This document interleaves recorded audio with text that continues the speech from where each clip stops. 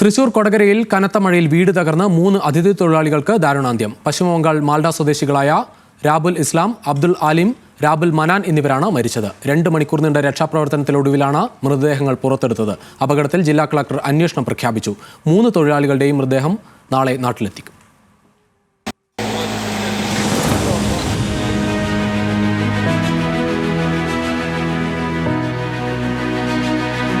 കൊടകര പഞ്ചായത്ത് ഓഫീസിന് സമീപം നാരായണത്തോട്ടിൽ വിശ്വംഭരൻ എന്നയാളുടെ ഉടമസ്ഥതയിലുള്ള 70 വർഷത്തിലേറെ പഴക്കമുള്ള വീടാണ് തകർന്നു വീണത്.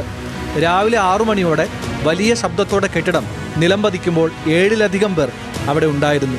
അപകടം കൺമുന്നിൽ കണ്ട ഓട്ടോ ഡ്രൈവർ ശ്രീകുമാറാണ് പോലീസിനെയും ഫയർഫോഴ്സിനെയും വിവരം അറിയിക്കുന്നത്. ഫയർഫോഴ്സ് വന്നു. അത് കഴിഞ്ഞ് ഒരു 10-15 മിനിറ്റ് കൊടകര പോലീസ് എത്തിയ അവർ ഞാൻ ആംബുലൻസ് വിളിച്ചു.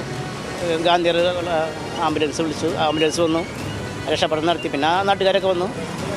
അങ്ങനെ JCBയുടെ ആൾക്കാരൊക്കെ വന്നു.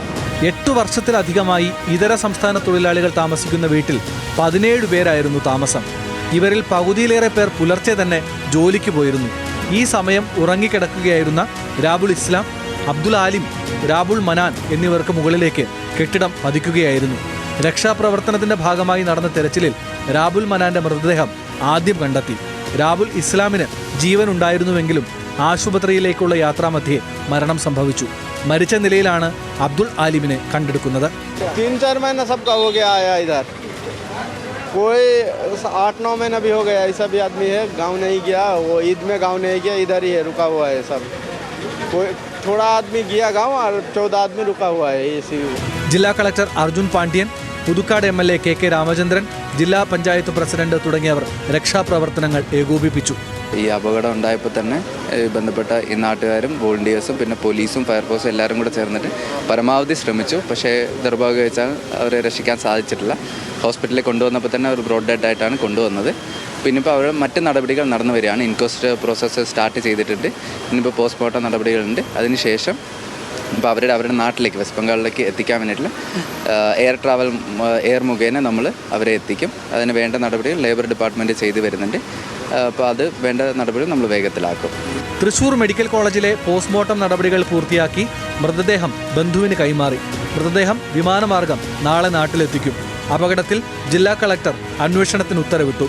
അതിഥി തൊഴിലാളികൾ താമസിക്കുന്ന മറ്റ് കെട്ടിടങ്ങളും സുരക്ഷിതമല്ലാത്ത ലേബർ ക്യാമ്പുകളും അന്വേഷണ പരിധിയിൽ ഉൾപ്പെടുത്തും. പ്രവർത്തനങ്ങൾ ഏകോപിപ്പിക്കുന്നതിനായി തദ്ദേശ സ്വയംഭരണ വകുപ്പ് ജോയിന്റ് ഡയറക്ടറെ നിയോഗിച്ചതായും കളക്ടർ അറിയിച്ചു. അസ്വാഭാവിക മരണത്തിന് പോലീസ് കേസെടുത്തിട്ടുണ്ട്.